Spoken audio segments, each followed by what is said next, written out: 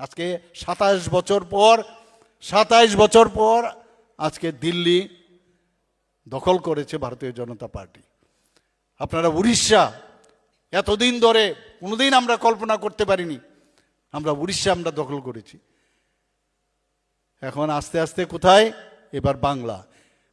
আর বারবার কালকেও আপনারা দেখেছেন মাননীয় প্রধানমন্ত্রীজি বারবার বলেছেন যে গুন্ডামি করে আমাদের কেউ দমাতে পারবে না।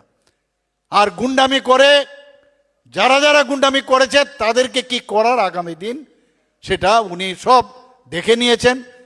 এবং আগামী দিন যে গঙ্গা আস্তে আস্তে করে বাংলাতে আসে, সেই বাংলাতে এবার ভারতীয় জনতা পার্টির সরকার সেখানেও হবে।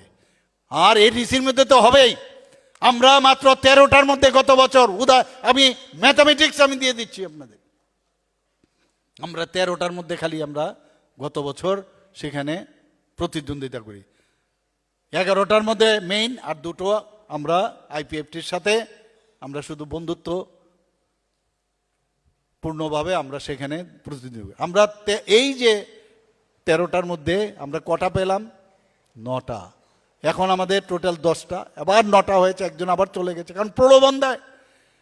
এই প্রলোভন দেওয়ার যে ইনস্টিটিউশন এবং মিথ্যা কথা বলার যে ইনস্টিটিউশন কমিউনিস্ট পার্টির থেকে একই কায়দায় যে তৃণমূল ওয়েস্ট বেঙ্গলে শিখেছে, সে একইভাবে এই মথাও এখানে এইভাবেই শিখেছে।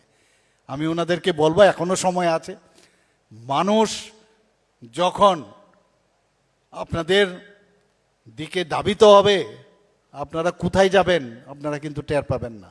মিথ্যার আশ্রয় নিয়ে মানুষকে বেশি দিন ঠকানো যায় না। মিথ্যা বলে লাভ হবে না। মানুষের জন্য চিন্তা করুন, মানুষের জন্য কাজ করুন, তবেই মানুষ আপনাদেরকে অ্যাকসেপ্ট করবে।